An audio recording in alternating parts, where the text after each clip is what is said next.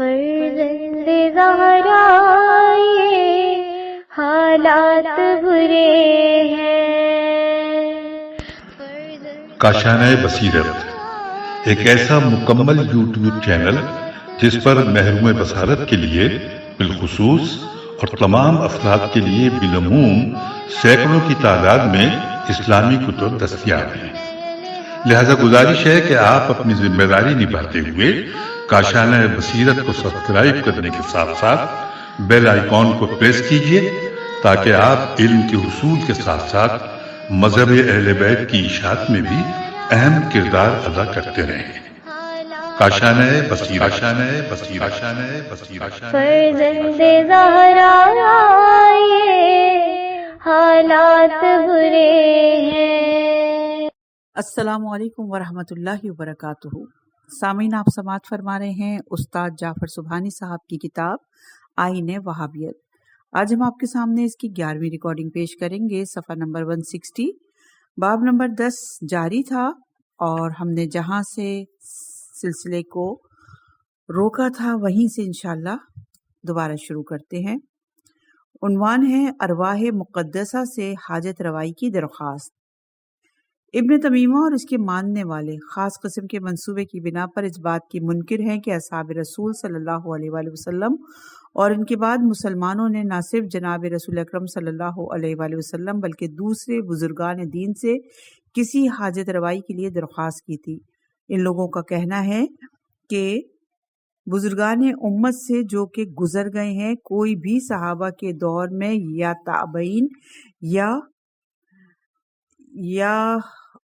یا تابعین کے دور میں نماز پڑھنے یا دعا کرنے کے لیے انبیاء کی قبروں کی نزدیکی جگہ کو انتخاب نہیں کرتا تھا، اور کسی بھی صورت میں ان سے نہ تو کوئی سوال کرتا تھا، نہ ہی انہیں پکارا کرتا تھا، نہ ان کی غیر موجودگی کی صورت میں اور نہ ان کی قبروں کے نزدیک۔ شاید وہ شخص جو صحابہ اور تابعین کی تاریخ سے بے خبر ہے یہ تصور کر لے کہ اس قول کی کوئی حقیقت ہو سکتی ہے، لیکن اگر معتبر تاریخی کتب کا مطالعہ کیا جائے تو پتہ چلتا ہے کہ حقیقت امر اس قول کے بالکل برعکس ہے۔ چنانچہ اس قول کے غلط ہونے کے سلسلے میں چند مثالیں پیش کر رہے ہیں۔ کتاب وفا الوفا جلد نمبر 7 اور صفحہ نمبر 1361 میں ہے کہ حضرت عمر کے زمانے میں قحط پر ایک شخص حضور کی قبر کی جانب آیا اور کہا، یا رسول اللہ، اپنی امت کے لیے پانی مانگیے، وہ نابود ہو رہی ہے۔ اس کے بعد حضور اکرم صلی اللہ علیہ وآلہ وسلم اس کے خواب میں آیا، فرمایا، عمر کے پاس جاؤ اور میرا سلام پہنچاؤ اور اس کو اطلاع دو کہ سب کے سب پانی سے سیراب ہو جائیں گے۔ اس واقعے کو تحریر کرنے کے بعد سمودی لکھتا ہے کہ یہ واقعہ اس بات کو ثابت کرتا ہے کہ حالانکہ حضور عالم برزخ میں ہیں لیکن ان سے دعا کی درخواست کی جا سکتی ہے، اور اس بات میں کوئی برائی نہیں کیونکہ ان سے درخواست آگاہ افراد سے درخواست کا حکم رکھتی ہے، اس لیے کہ اس میں کوئی مذائقہ نہیں کہ آپ سے اس طرح درخواست کی جائے جیسے کہ آپ زندہ ہوں۔ نمبر 2، سمودی نے حافظ ابو عبداللہ محمد بن موسیٰ بن النعمان اور اس سند کے حوالے سے جو حضرت علی ابن ابی طالب سے متعلق ہے ایک واقعہ نقل کیا، جس میں بتایا گیا کہ جناب رسول اکرم صلی اللہ علیہ وآلہ وسلم کی وفات کے بعد ابھی حضور اکرم صلی اللہ علیہ وآلہ وسلم کو دفن کیے ہوئے صرف 3 دن گزرے تھے کہ ایک عرب جو مدینے کا نہیں تھا باہر سے آیا، اس نے خود کو قبر رسول پر گرانے کے بعد جناب رسول اکرم صلی اللہ علیہ وآلہ وسلم کو مخاطب کر کے کہا، یا رسول اللہ، جو کچھ آپ صلی اللہ علیہ وآلہ وسلم نے فرمایا ہم نے سنا، جو کچھ آپ صلی اللہ علیہ وآلہ وسلم نے خدا سے حاصل کیا وہ سب کچھ ہم نے آپ سے حاصل کیا، جو کچھ آپ کے بارے میں نازل ہوا ان میں سے یہ آیت بھی ہے کہ جب کبھی وہ اپنے نفوس پر ظلم کریں، اگر وہ تیرے پاس آئیں اور اللہ سے اپنے گناہوں کی معافی مانگیں، نیز تو بھی ان کے حق میں استغفار کرے، تو بے شک وہ خدا کو بڑا بخشنے والا اور مہربان پائیں گے۔ چنانچہ اب جب کہ میں نے اپنے نفس پر ظلم کیا ہے، میں آپ صلی اللہ علیہ وآلہ وسلم کے حضور حاضر ہوا ہوں، اس التجا کے ساتھ کہ آپ صلی اللہ علیہ وآلہ وسلم میری مغفرت کے لیے دعا فرمائیں۔ وفا الوفا فی الاخبار المصطفیٰ کا مصنف 8ویں باب کے آخر میں بے انتہا ایسے واقعات کو بیان کرتا ہے جن میں یہ ثابت ہوتا ہے کہ حضور اکرم صلی اللہ علیہ وآلہ وسلم سے حاجت کے پورا ہونے کی درخواست کرنا مسلمانوں کا ہمیشہ سے شیوا رہا ہے، یہاں تک کہ وہ کہتا ہے کہ امام محمد بن موسیٰ بن نعمان نے اس موضوع سے متعلق مصباح الظلام فی المستغیثین بحر الانام کے نام سے کتاب بھی لکھی ہے۔ نمبر 3 صفحہ نمبر 163 ہے اور عنوان ہے محمد بن المنقدر کہتا ہے ایک شخص نے 80 دینار میرے والد کے پاس امانت کے طور پر رکھے اور خود جہاد کے لیے چلا گیا، اور میرے والد سے کہا کہ اگر ان پیسوں کی ضرورت پڑ جائے تو انہیں خرچ کر لینا۔ اتفاق سے مہنگائی بڑھ گئی اور میرے والد نے ان پیسوں کو خرچ کر لیا، یہاں تک کہ ان پیسوں کا مالک آ گیا اور اپنی رقم کا مطالبہ کیا۔ میرے والد نے اس سے کہا کہ وہ دوسرے دن آئے۔ رات کو میرے والد مسجد گئے، صبح کے قریب تک حضور صلی اللہ علیہ وآلہ وسلم کی قبر اور آپ صلی اللہ علیہ وآلہ وسلم کے ممبر کی جانب اشارہ کر کے اور حضور صلی اللہ علیہ وآلہ وسلم سے رقم کے ادا ہو جانے کی درخواست کرتے رہے۔ رات کے دھندلگے میں مسجد میں ایک شخص آیا اور کہا اے ابا محمد لو۔ اس نے میرے والد کو ایک تحیلی دی جس میں 80 دینار تھے، اور یہ واقعہ وفا الوفا جلد نمبر 2 صفحہ نمبر 1380 میں موجود ہے۔ نمبر 4 ابو بکر ابن المقری کہتا ہے طبرانی ابو الشیخ اور میں جناب رسول خدا صلی اللہ علیہ وآلہ وسلم کی قبر مبارک کے پاس تھے کہ ہم سب پر بھوک کا غلبہ ہوا، یعنی ہمیں بھوک کا شدت سے احساس ہونے لگا۔ رات کی تاریکی میں ہم قبر رسول صلی اللہ علیہ وآلہ وسلم کے قریب گئے اور عرض کی یا رسول اللہ الجو۔ پھر ابھی چند لمحے ہی گزرے ہوں گے کہ مسجد کا دروازہ کسی نے کھٹکھٹایا۔ دروازہ کھلنے پر ایک علوی شخص 2 نوجوان کے ہمراہ مسجد میں داخل ہوا۔ دونوں نوجوانوں نے کھانا اٹھا رکھا تھا۔ جب ہم سب کھانا کھا چکے تو اس علوی نے کہا میں نے جناب رسول اکرم صلی اللہ علیہ وآلہ وسلم کو خواب میں دیکھا اور انہوں نے مجھے حکم دیا کہ میں تم لوگوں کے لیے کھانا لے کر آؤں، اور یہ واقعہ بھی وفا الوفا جلد نمبر 2 صفحہ نمبر 1382 پر موجود ہے۔ نمبر 5 ہے ابن جلاد کہتا ہے میں انتہائی غربت اور ذبو حالی کے ساتھ مدینہ منورہ آنے کے بعد قبر رسول صلی اللہ علیہ وآلہ وسلم کے قریب پہنچا اور میں نے عرض کی یا رسول اللہ میں آپ کا مہمان ہوں۔ اس کے بعد اچانک میری آنکھ کھل گئی، میں نے خواب میں جناب رسول اکرم صلی اللہ علیہ وآلہ وسلم کو دیکھا جو میرے ہاتھ میں ایک روٹی دے رہے تھے، اور یہ واقعہ بھی وفا الوفا جلد نمبر 2 صفحہ نمبر 1361 پر ہے۔ یہاں ہم ان واقعات کی صحت کے بارے میں کچھ کہنا نہیں چاہتے، ہم تو صرف یہ بتانا چاہتے ہیں کہ یہ واقعات خواہ صحیح ہوں یا نہ ہوں، اس بات کو ثابت کرتے ہیں کہ اس قسم کے عمل کا رواج رہا ہے، اور اگر یہ اعمال بدعت، حرام، شرک یا کفر ہوتے تو کسی بھی صورت میں ان واقعات کو مسلمان مؤلفین اپنی کتابوں میں نہ تحریر کرتے۔ ہم نے اصالت روح والے باب میں ارواح کے رابطے کے عنوان کے تحت ان روایات اور احادیث کو بیان کیا ہے جن میں پاک روحوں سے دعا کی درخواست کی درستی کو بیان کیا گیا۔ صفحہ نمبر 165 اور اب 11واں باب شروع ہو رہا ہے۔ عنوان ہے اولیاء اللہ سے شفاعت کی درخواست کرنا۔ ہم سب شفاعت کی اصطلاح سے بخوبی واقف ہیں۔ جب بھی کسی شخص سے سرزد شدہ جرم، گناہ یا اس کی سزا کی بات ہوتی ہے اور کوئی دوسرا شخص اس کی وساطت کے لیے سامنے آتا ہے تاکہ وہ موت یا قید ہونے کی سزا سے بچ جائے، تو کہتے ہیں کہ فلاں شخص نے اس کے سلسلے میں شفاعت کی ہے۔ شفاعت کا لفظ شف سے نکلا ہے جس کے معنی جفت ہیں، جو کہ وطر یعنی طاق کی ضد ہے۔ گناہ گار کی نجات کے لیے دوسرے شخص کی وساطت کو شفاعت کہنے کی وجہ یہ ہے کہ شفاعت کرنے والے کا مقام اور عظمت اور اس کا اثر ان خوبیوں کے ساتھ جو شفاعت حاصل کرنے والے میں ہیں، خواہ وہ کسی قدر کم ہو، جڑ یعنی جفت اور مل جاتی ہے۔ اور دونوں چیزیں ایک دوسرے کی مدد کرتے ہوئے گناہگار کی آزادی کا سبب بن جاتی ہیں۔ اولیاء اللہ کی گناہگار کے لیے شفاعت کی ظاہری حقیقت یہ ہے کہ خدا کے وہ نیک بندے جو خدا کے دربار میں نزدیکی اور مقام رکھتے ہیں، البتہ یہ دونوں چیزیں خدا کے حکم اور خاص ضوابط کے تحت ہیں جو کلی طور پر ہیں، نہ فردی طور پر۔ مجرموں اور گناہگاروں کے لیے وساطت کر سکتے ہیں، بشرطے کہ وہ دعا کے ذریعے سے خداوند تعالیٰ سے یہ چاہیں کہ وہ ان کے قصور اور گناہ درگزر کریں، لیکن شفاعت کرنے اور اس کے قبول ہو جانے کے لیے خاص شرائط ہیں، جن میں کچھ گناہگار سے اور کچھ خود گناہ سے تعلق رکھتی ہیں۔ دوسرے لفظوں میں شفاعت خدا کے حکم سے اولیاء اللہ کی وہ مدد ہے جو وہ ایسے انسانوں کے لیے کرتے ہیں جو باوجود اس کے گناہگار ہیں، لیکن خدا اور اولیاء اللہ سے اپنا معنوی تعلق نہیں توڑتے، کیونکہ اس کا تعلق تو ہمیشہ محفوظ رکھنا چاہیے۔ شفاعت کے معنی یہ بھی ہیں کہ ایک پست وجود جو حرکت اور پیش رفت کرنے کی صلاحیت رکھتا ہے، ایک اعلیٰ وجود سے ایک فطری اصول کے مطابق مدد چاہے، لیکن ضروری یہ ہے کہ یہ مدد چاہنے والا روحی کمال کی حیثیت سے اس حد تک پست نہ ہو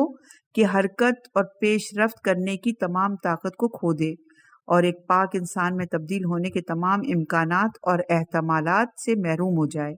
حضور اکرم صلی اللہ علیہ وآلہ وسلم کے زمانے سے لے کر بعد تک کے مسلمان شفاعت کی درخواست حقیقی شافیوں سے کرتے رہے۔ ان کی زندگی یا موت کے بعد بھی یہ سلسلہ جاری رہا ہے۔ اس قسم کی درخواست کو کسی بھی مسلمان دانشمند نے کسی بھی اسلامی اصول کے خلاف نہیں سمجھا، یہاں تک کہ 7ویں صدی ہجری میں ابن تمیمہ پیدا ہوتا ہے اور ایک خاص طرز فکر سے مسلمانوں میں رائج بہت سی رسموں کی مخالفت کرنے لگا، اور اس کے 300 سال بعد دوبارہ محمد بن عبد الوہاب نجدی اٹھتا ہے اور ابن تمیمہ کے مکتب کو سخت طریقے سے نئی زندگی بخشتا ہے۔ دوسرے تمام اسلامی فرقوں سے وہابیوں کا ایک اختلاف یہ بھی ہے کہ وہ دوسرے مسلمانوں ہی کی طرح شفاعت کو اگرچہ ایک اسلامی اصول کے طور پر قبول کرتے ہیں اور کہتے ہیں کہ قیامت کے دن شافع حضرات امت کے گناہگاروں کے بارے میں شفاعت کریں گے، اور پیغمبر اکرم صلی اللہ علیہ وآلہ وسلم اس سلسلے میں اہم کردار رکھتے ہیں، لیکن اسی کے ساتھ ساتھ وہ یہ بھی کہتے ہیں کہ کسی بھی صورت میں ہمیں یہ حق حاصل نہیں کہ اس دنیا میں ان سے شفاعت کی درخواست کریں، اور اس سلسلے میں وہابی اس حد تک متعصب ہیں کہ ان کے نظریات کو بیان کرنا بھی روحی رنج کا باعث ہے۔ مختصر یہ کہ ان کا یہ کہنا کہ اگرچہ رسول صلی اللہ علیہ وآلہ وسلم، اسلام اور دوسرے انبیاء، ملائکہ اور اولیاء کو قیامت کے دن اپنی امت کی شفاعت کا حق حاصل ہے، لیکن شفاعت کو اس کے اصلی مالک اور اس کے حکم سے یعنی اللہ تعالیٰ سے طلب کرنا چاہتے ہیں۔ الہدایہ السنیہ رسالہ دوم صفحہ نمبر 42 پر بیان ہوتا ہے، اے پروردگار، قیامت کے دن انبیاء علیہ السلام اور دوسرے نیک بندوں کو ہمارا شفیع بنا، لیکن ہمیں اس بات کا حق نہیں ہے کہ کہیں اے خدا کے پیغمبر یا خدا کے ولی تجھ سے یہ چاہتے ہیں کہ ہماری شفاعت کر، کیونکہ شفاعت پر سوائے خدا کے اور کوئی قادر نہیں ہے۔ اور جب بھی پیغمبر صلی اللہ علیہ وآلہ وسلم جو کہ عالم برزخ میں ہیں اس قسم کی دعا کریں گے تو شرک میں گرفتار ہو جائیں گے۔ وہابیوں نے شفاعت کے سلسلے میں بہت سی دعاؤں کو جو کہ حقیقی شافیوں سے کی جاتی ہیں حرام، جبکہ درخواست کرنے والے کو مشرک اور اس عمل کو شرک بتایا ہے۔ اس سے پہلے کہ ہم ان کی دلیلوں کا جائزہ لیں، کتاب و سنت اور مسلمانوں کی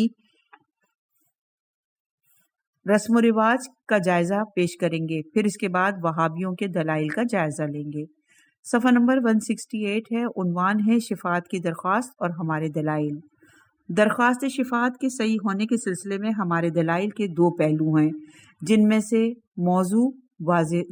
موضوع واضح ہو جاتا ہے۔ نمبر 1، شفاعت کی درخواست دہی دعا کی درخواست ہے۔ دوبارہ پڑھتے ہیں اس کو۔ نمبر 1، شفاعت کی درخواست ہی دعا کی درخواست ہے۔ نمبر 2، مناسب و شائستہ افراد سے دعا کی درخواست مستحب ہے۔ چنانچہ ہم ان دونوں پہلوؤں کی تفصیل بیان کرتے ہیں۔ پہلے ہے شفاعت کی درخواست در حقیقت دعا کی درخواست ہے۔ جناب رسول خدا صلی اللہ علیہ وآلہ وسلم اور دوسرے شافع حضرات کی شفاعت بارگاہ الہی میں دعا کے علاوہ اور کچھ نہیں۔ یہ دعا اس لیے ہے کہ خداوند عز و جل کی بارگاہ میں شافع حضرات کو جو مقام اور عظمت حاصل ہے، اس کی بنا پر جب وہ ذوات مقدسہ گناہگاروں کے حق میں دعا کرتے ہیں تو خداوند ذوالجلال اس ذوات مقدسہ کی دعا کی وجہ سے گناہوں کا ارتکاب کرنے والوں پر لطف و کرم کرتے ہوئے ان کے گناہ بخش دیتا ہے۔ اسی لیے برادر مومن سے بھی دعا کرنے کی درخواست کی جاتی ہے۔ اس کی وجہ صرف اور صرف یہی ہے کہ صاحب ایمان مقرب بارگاہ الہی ہوتا ہے اور خدا اس کی دعا کو قبول کرتا ہے۔ لہٰذا اگر ایک مومن بھائی دوسرے بھائی کے حق میں دعا کر سکتا ہے تو پھر قابل غور و فکر ہے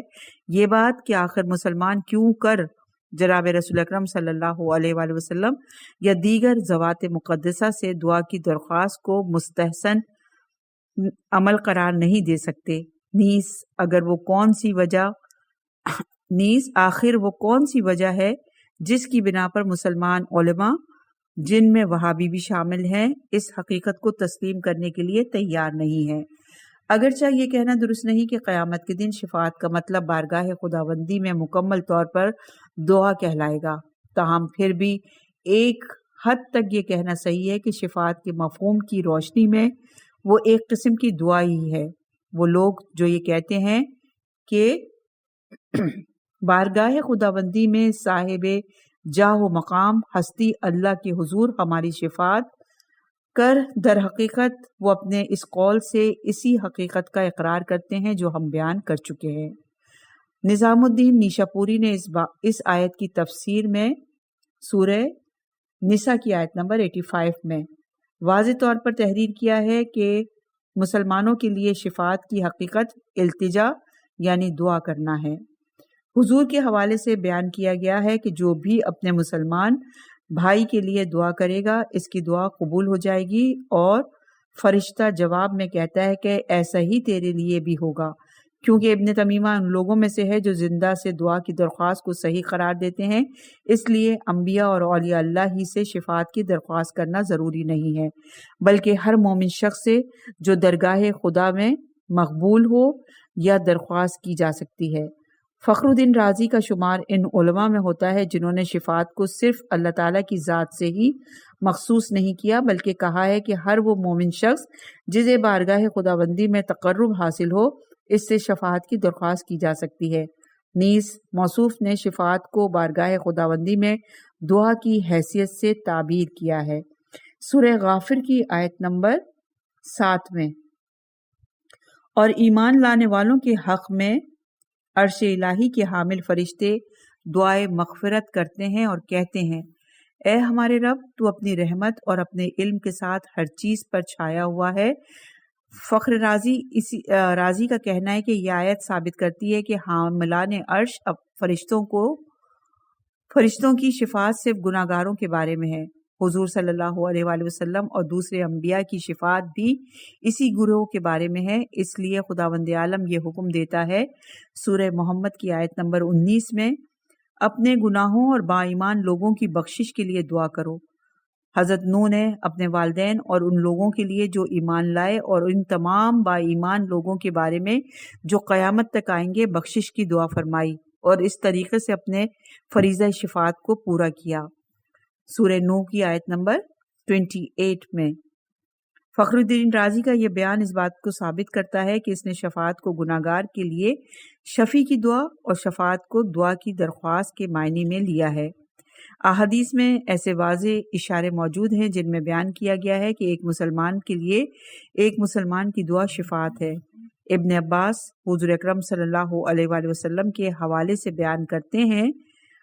جب بھی کوئی مسلمان انتقال کرے اور 40 ایسے آدمی جو شرک نہیں کرتے اس کی جنازے میں نماز پڑھیں تو خداوند عالم اس کے بارے میں ان کی شفاعت اور دعا کو قبول فرمائے گا۔ اور یہ روایت صحیح مسلم جلد نمبر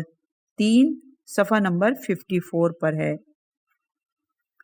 اس حدیث میں دعا کرنے والے کو شافع قرار دیا گیا۔ اب اگر کوئی شخص اپنی زندگی میں اپنے 40 باوفا دوستوں سے یہ چاہے کہ اس کے مرنے کے بعد اس کے جنازے کی نماز میں شریک ہوں اور اس کے لیے دعا کریں، تو در حقیقت اس نے ان سے شفاعت کی درخواست ہی نہیں کی بلکہ خدا کے بندوں کی شفاعت کے لیے زمین بھی ہموار کی۔ صحیح بخاری میں ہے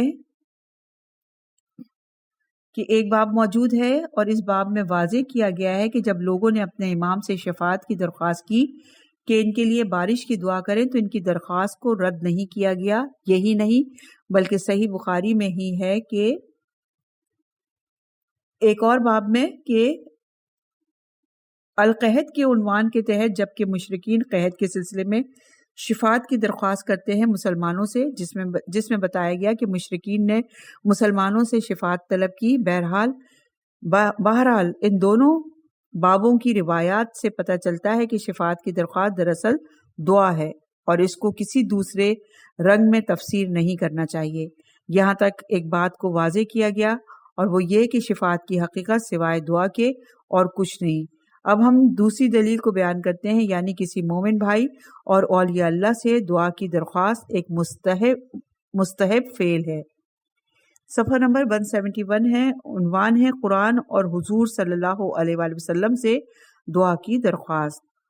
قرآنی آیات ثابت کرتی ہیں کہ لوگوں نے جناب رسول خدا کی دعا مکمل طور پر مؤثر اور مفید ہوتی ہے، جیسا کہ ان آیات سے پتہ چلتا ہے۔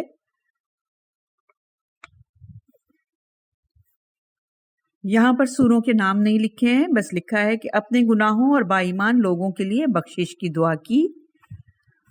اور ان کے لیے دعا کہ تیری دعا ان کے لیے سکون کا باعث ہے۔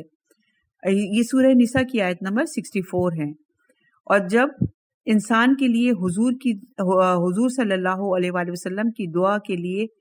کہ ایسے فائدے ہیں تو اس میں کیا برائی ہے کہ حضور صلی اللہ علیہ وآلہ وسلم سے انسان اپنے لیے اس قسم کی دعا کی درخواست کرے، جبکہ دعا کی درخواست شفاعت کی درخواست کے علاوہ اور کچھ نہیں ہے۔ یہاں پر مراد یہ ہے کہ جب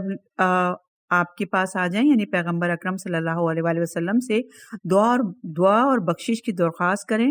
اگر مقصد یہ نہ ہوتا تو ان کا آنا بیکار تھا، جبکہ پیغمبر صلی اللہ علیہ وآلہ وسلم کی خدمت میں آنا اور درخواست کرنا خود ان میں باطنی اور روحی انقلاب کو ثابت کرتا ہے، جو کہ دعا کے قبول ہونے کے لیے زمین ہموار کرتا ہے۔ نمبر 4، قرآن مجید میں حضرت یعقوب کے لڑکوں کے حوالے سے بیان کیا گیا ہے کہ انہوں نے اپنے والد سے کہا کہ ان کے لیے بخشش کی دعا کریں۔ حضرت یعقوب نے بھی ان کی بات کو مان لیا اور اپنے وعدے پر عمل کیا۔ انہوں نے کہا، ابا جان ہمارے لیے بخشش کی دعا کریں، ہم نے غلطی کی تھی۔ انہوں نے بھی کہا، جلد ہی تمہاری بخشش کی دعا کروں گا۔ یہ تمام آیات بیان کرتی ہیں کہ انبیاء اور دوسرے صالح افراد سے دعا، جو کہ حقیقت میں شفاعت ہی ہے، اسلامی نقطہ نظر میں بالکل قابل تنقید نہیں ہے۔ صفحہ نمبر 173، عنوان ہے احادیث اور صحابہ کی سیرت۔ مشہور و معروف محدث ترمذی، جس کا شمار صحاح اہل سنت میں سے ہوتا ہے، انس کے حوالے سے کہتا ہے، کتاب کشف الارتاب میں صفحہ نمبر 263، اور یہ سنن ترمذی سے منقول ہے کہ انس کہتا ہے کہ میں نے پیغمبر صلی اللہ علیہ وآلہ وسلم سے درخواست کی کہ قیامت کے دن میری شفاعت فرمائیں۔ آپ نے قبول کر لیا اور فرمایا شفاعت کروں گا۔ میں نے کہا آپ کہاں ملیں گے؟ فرمایا صراط کے پاس۔ انس پیغمبر سے شفاعت کی درخواست کرتے ہیں اور آپ بھی قبول کر لیتے ہیں اور ان کو خوشخبری دیتے ہیں۔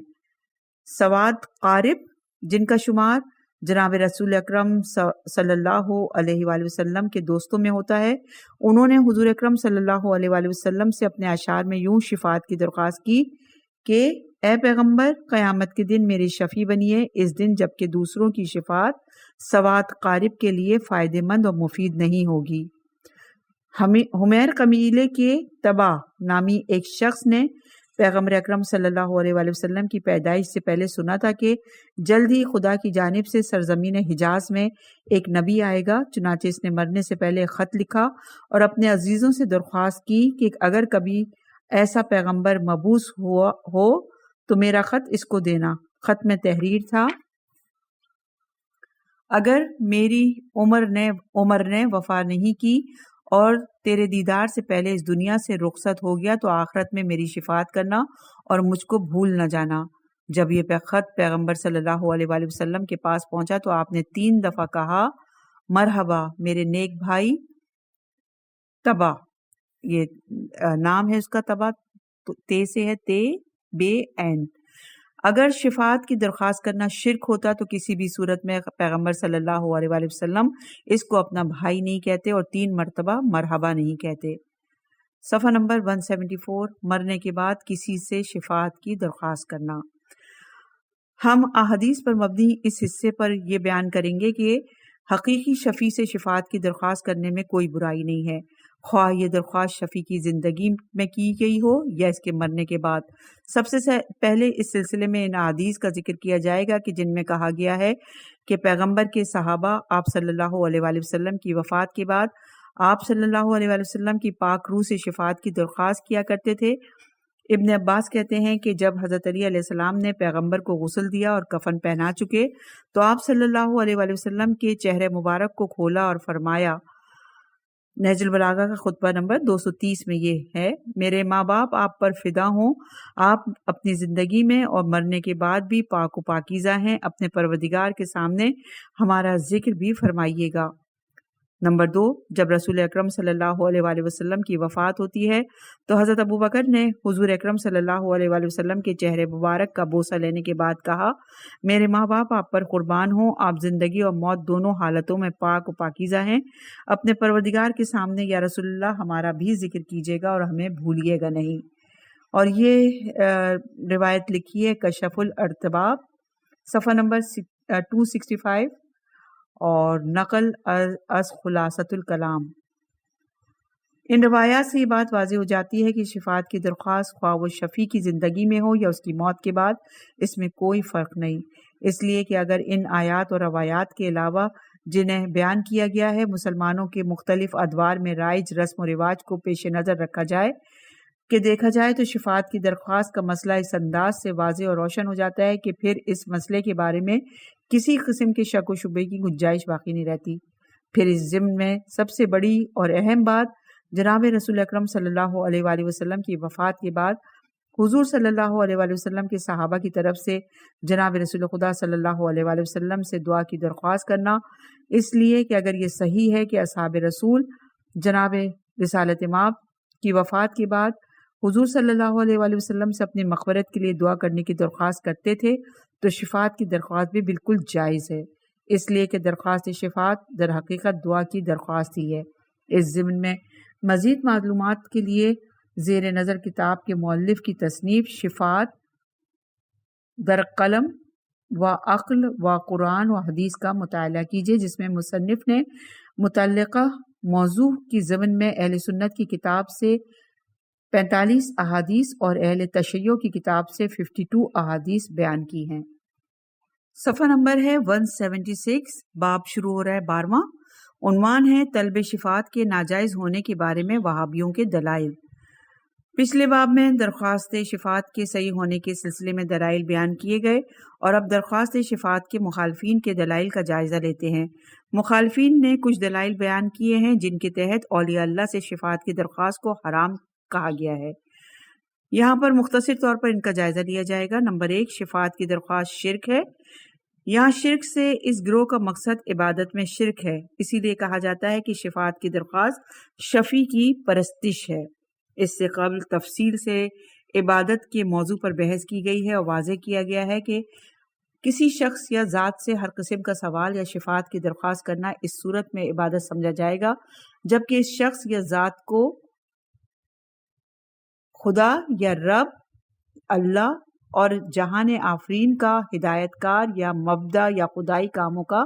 انجام دینے والا تصور کریں، اور اگر یہ تصور نہ کیا جائے تو کسی بھی صورت میں کوئی بھی سوال یا درخواست یا کسی قسم کی بھی تعظیم و تکریم عبادت میں شمار نہیں ہوتی۔ درگاہ خداوندی کے حقیقی شفیعوں سے وہ لوگ جنہیں خدا نے شفاعت کرنے کی اجازت دی ہے، شفاعت کی درخواست کرنا در حقیقت ان کو اس کی درگاہ کے مقرب اور منتخب بندے سمجھنا ہے۔ خدا کی درگاہ کے یہ بندے نہ تو خدا ہیں اور نہ ہی خدائی کام مثلا مغفرت اور شفاعت وغیرہ کا حق ان کو دیا گیا ہے۔ خود اپنی مرضی سے بغیر خدا کے اجازت کے جس کے بارے میں چاہیں شفاعت کریں یا اس کے گناہ سے درگزر کریں۔ یہ لوگ صرف خدا کی اجازت سے صرف کچھ لوگوں کے بارے میں ہی جو کہ خدا سے مانوی تعلق رکھتے ہیں اور جن کا شفیعوں سے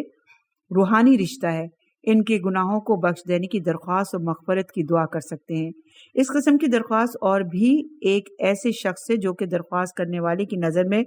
خدا کی درگاہ کے مقبول بندوں سے زیادہ حیثیت نہیں رکھتا، کسی بھی صورت میں عبادت نہیں ہوگی۔ لیکن اسی کے ساتھ یہ بتانا ضروری ہے کہ اگر اس قسم کی درخواست شفاعت کرنے والے کی وفات کی صورت میں شفیع کی پرستش ہے تو اس کی زندگی میں اس سے اس قسم کی درخواست فطری طور پر اس کی عبادت ہوگی۔ اس سے پہلے یہ بھی بتایا گیا کہ قرآن و سنت کے ذریعے یہ حکم دیا گیا کہ مسلمان پیغمبر کی خدمت میں حاضر ہوں اور آپ سے درخواست کریں کہ ان کے لیے مغفرت کی دعا بھی کریں۔ اس قسم کی درخواست کسی کی زندگی میں اس سے شفاعت کی درخواست کرنے کے سوا اور کچھ نہیں، اور کسی بھی صورت میں یہ ممکن نہیں کہ ایک ہی عمل ایک وقت میں تو شرک ہو لیکن دوسرے موقع پر توحید بن جائے۔ نمبر 2، مشرکین کیونکہ بتوں سے شفاعت کی درخواست کرتے تھے، ان کے سامنے گڑ گڑاتے تھے اور ان سے ان کی وساطت سے درخواست کرتے تھے، جیسا کہ ان آیات سے ظاہر ہوتا ہے۔ سورہ یونس کی آیت نمبر 18، ان کی پرستش کر رہے ہیں جو ان کو نہ نقصان پہنچا سکتے ہیں نہ نفع، اور کہتے یہ ہیں کہ یہ اللہ کے یہاں ہمارے سفارشی ہیں، اس لیے غیر خدا سے کسی بھی قسم کی شفاعت کا مطالبہ کرنا شفیع کی پرستش اور شرک کے مترادف ہوگا۔ جواب یہ ہے کہ اول یہ کہ مذکورہ آیت کسی بھی صورت میں ان کے مقصود کو ثابت نہیں کرتی، اور اگر قرآن کی نظر سے وہ مشرک ہیں تو اس کی وجہ یہ نہیں کہ وہ بتوں سے شفاعت کی درخواست کرتے تھے، بلکہ ان کے مشرک ہونے کی وجہ یہ ہے کہ وہ ان کی پرستش کرتے تھے تاکہ ان کی شفاعت کریں۔ اگر بتوں سے شفاعت کی درخواست در حقیقت ان کی پرستش تھی تو اس کی کیا ضرورت تھی کہ وہ یا بدونا والے جملے کے علاوہ وہ یقولون ہؤلاء شفعاؤنا والا جملہ بھی لایا جائے، کیونکہ آیت میں یہ دو جملے عطف کے طور پر آئے ہیں، اس لیے بتوں کی پرستش کا معاملہ ان کی شفاعت کی درخواست کے معاملے سے الگ معاملہ ہے۔ بتوں کی پرستش شرک اور دوگانہ پرستی کی علامت ہے، اور لکڑی پتھر سے شفاعت کی درخواست کرنا ایک احمقانہ اور منطق سے دور عمل ہے۔ لہٰذا بھی کسی بھی صورت میں اس آیت سے یہ ثابت نہیں ہوتا کہ بتوں سے شفاعت کی درخواست کرنا ان کی پرستش کے مترادف ہے۔ کہاں یہ کہ یہ کہا جائے کہ درگاہ الہی کے مقرب اور عزیز بندوں اور اولیاء اللہ سے شفاعت کی درخواست کرنا ان کی پرستش ہے۔ دوسرے یہ کہ فرض کیجئے کہ ان کے شرک کی وجہ بتوں سے شفاعت کی درخواست کرنا ہے، لیکن اس قسم کی شفاعت کی درخواست اور مسلمانوں کی شفاعت کی درخواست میں زمین اور آسمان کا فرق ہے۔ وہ یعنی مشرکین بتوں کو شفاعت کا مالک اور گناہ کی بخشش اور شفاعت کے سلسلے میں انہیں درگاہ الہی کا صاحب تصور کرتے تھے، چنانچہ مشرکین اور یہ عقیدہ رکھتے تھے کہ ان کی طرف سے قدرتی طور پر اس قسم کی شفاعت کی درخواست ان کی عبادت کے مترادف ہوگی، کیونکہ ان کو الوہیت ربوبیت خدائی کاموں کا مبدا تصور کر کے ان سے شفاعت کی درخواست کی گئی، جبکہ ایک مسلمان اولیاء اللہ سے اپنی درخواست میں اس کو مقرب درگاہ الہی آبرومند شفاعت کے سلسلے میں خدا کی جانب سے عبد ما زون سمجھ کر ان سے شفاعت کی درخواست دعا کی درخواست کرتا ہے۔ ان دونوں قسموں کا باہم مقابلہ کرنا انصاف اور حقیقت سے دور ہے۔ نمبر 3، غیر خدا سے حاجت کو پورا کرنے کی درخواست حرام ہے۔ وہابیوں نے اولیاء اللہ سے شفاعت کی درخواست کو حرام قرار دینے کی تیسری دلیل یہ دی کہ قرآن کے حکم کے موجب غیر خدا سے دعا نہیں کرنی چاہیے، اور اس کے علاوہ کسی اور سے شفاعت کی درخواست کرنا غیر خدا سے حاجت کو پورا کرانے کی درخواست کے مترادف ہے۔ اب کیوں کر قرآن میں کہا گیا کہ فَلَا تَدْعُوا مَعَ اللَّهِ الْأَحَدَ، خدا کے ساتھ غیر خدا کو نہ پکارو، اس لیے وہابیوں کی نظریے کے مطابق اگر علماء اسلام کسی مقام پر جب کبھی یہ کہیں کہ غیر خدا کی شفاعت حرام ہے اور دوسری طرف یہ کہیں کہ اولیاء سے شفاعت کی درخواست ثابت شدہ ہے، تو اس سے یہ نتیجہ نکلے گا کہ شفاعت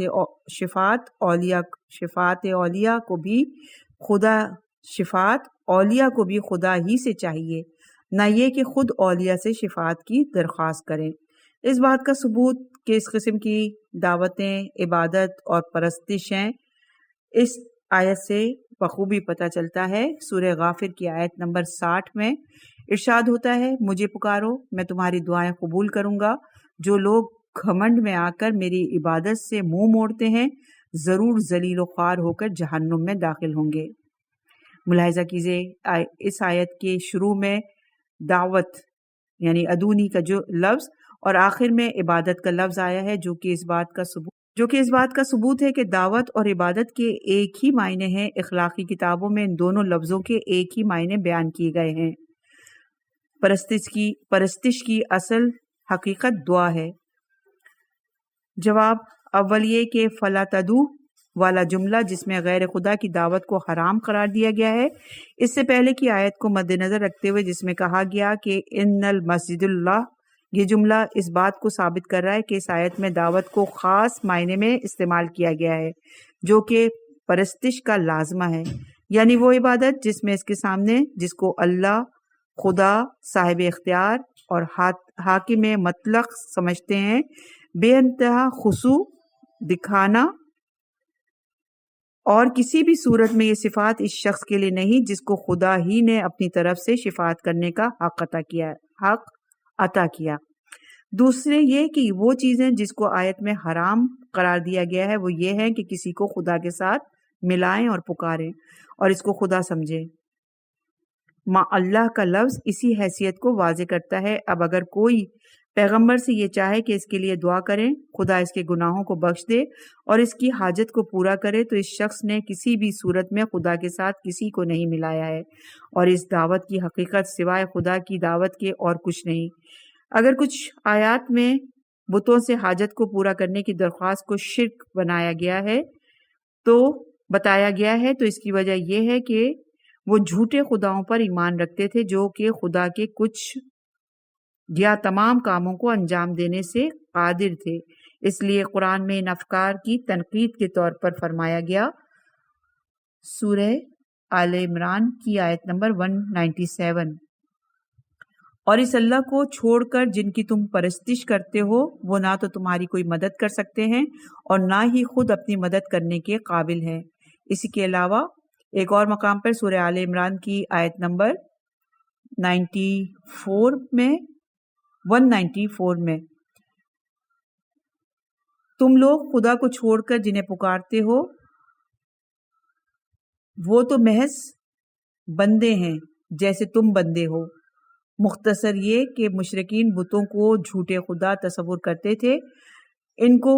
خدائی کاموں میں صاحب اختیار سمجھتے تھے، لیکن شفا اور دعا کی درخواست ایک ایسے شخص سے جس کو خدا ہی نے یہ حق و مقام عطا کیا ہے ان سب چیزوں کی حامل نہیں ہے۔ تیسرے یہ کہ یہ دعوت کے معنی میں ہے کہ شاید عبادت میں مجازی طور پر استعمال ہوتا ہے۔ اسی ضمن میں بتایا گیا کہ جس طرح اس قسم کے استعمالات اگر جزوی طور پر مجازی معنی میں ہوں تو ہمیشہ عبادت کے معنی میں نہیں لیا جا سکتا، اسی طرح کسی سے حاجت کو پورا کرنے اور دعا کرنے کی درخواست کو بھی اگر معقول شکل میں ہو تو شرک نہیں کہہ سکتے۔ لفظ عبادت کے حقیقی معنی